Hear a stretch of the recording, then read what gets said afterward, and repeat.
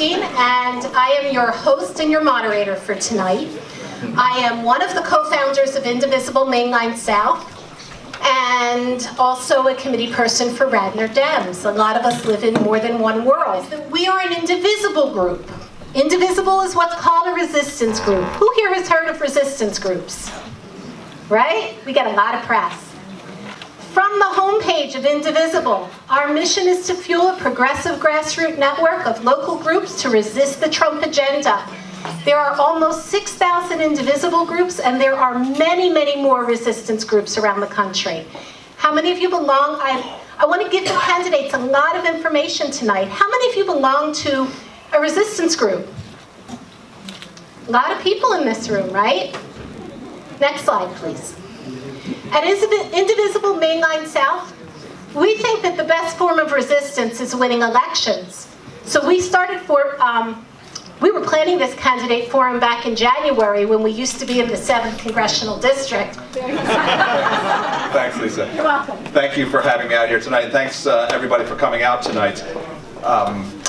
My political career began as part of the resistance that Lisa spoke about. I was not involved in politics until Donald Trump got elected, and I thought, well, got to do something here about this. And so that's what brought me here today. My slate, Mary Walk, is here in the audience, and all of us ran because we saw a Republican machine in Delaware County that we felt did not serve the citizens of Delaware County very well. I can tell you that seeing the machine from a bit of the inside now, it is every bit as powerful and as pervasive as we all thought it to be. So I thank all of you who have been helping us, coming to meetings, writing letters, making phone calls, and otherwise generally making a nuisance of yourselves, but helping to promote policies and procedures that I think will serve all of the citizens of Delaware County well. So thank you for that. So there's a couple really pressing issues right now. One of which is we were only redistricted into the 5th Congressional District less than 2 weeks ago. And we wanted to give you a little bit more information from Fair Districts, PA. There you go. I was born in the Midwest. I'm a slow talker, so I don't know whether I should. Well, I steal it. So, how do you like your new maps?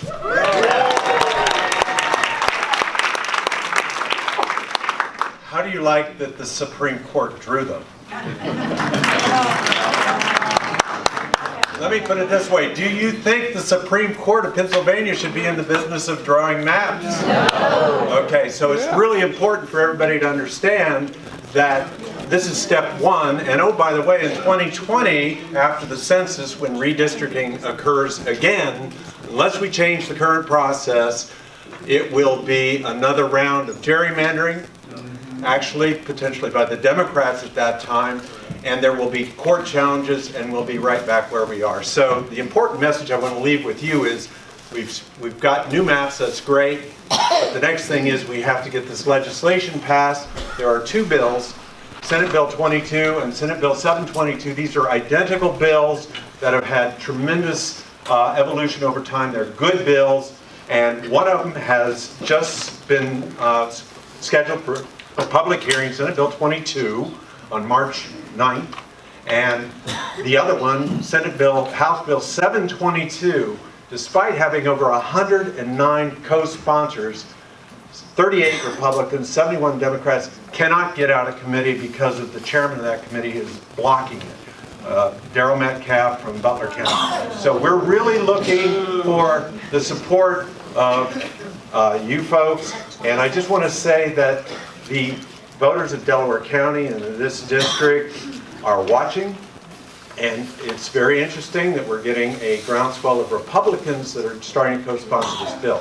So I think it's really important for the Democrats to be out front in terms of reform on this topic. And how's my time? You're done. All right. Thank you very much.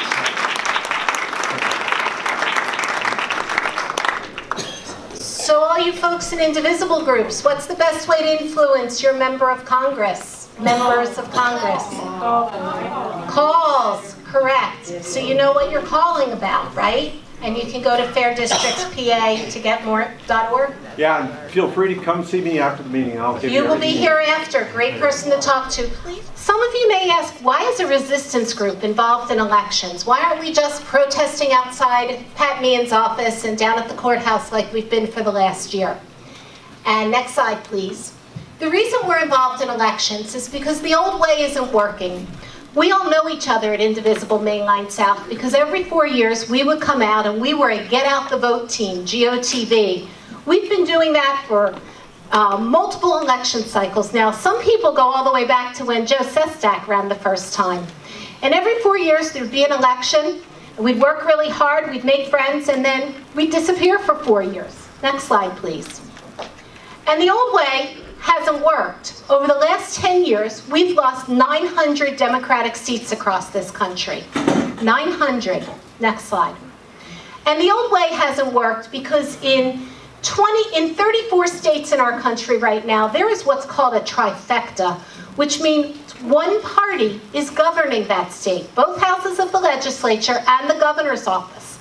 And despite the fact that we are told every day that our country is divided, is split, almost in half, that we're almost even, Republicans and Democrats, 26 of those states are controlled completely by Republican governments, Senate, House, governor. Next slide, please.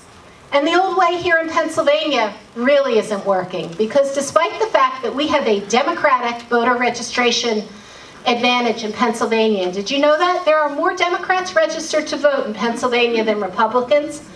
There are 120 Republicans in our state house and only 80 Democrats.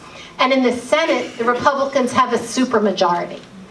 And our Pennsylvania delegation to the U.S. Congress has 18 members. It was 13. It's now 12 Republican members to Congress and 5 Democrats. Does that sound like a state that has a Democratic voter registration advantage? Sound like it to you? No, not to us either. Next slide. And this is what our congressional delegation to Congress looks like. Okay? It doesn't look like me. Does it look like half of you in this room? No. Next slide. The old way, an awful lot of people don't vote. In the 2016 presidential election, we all know that one, right? Really heated. You couldn't have missed it.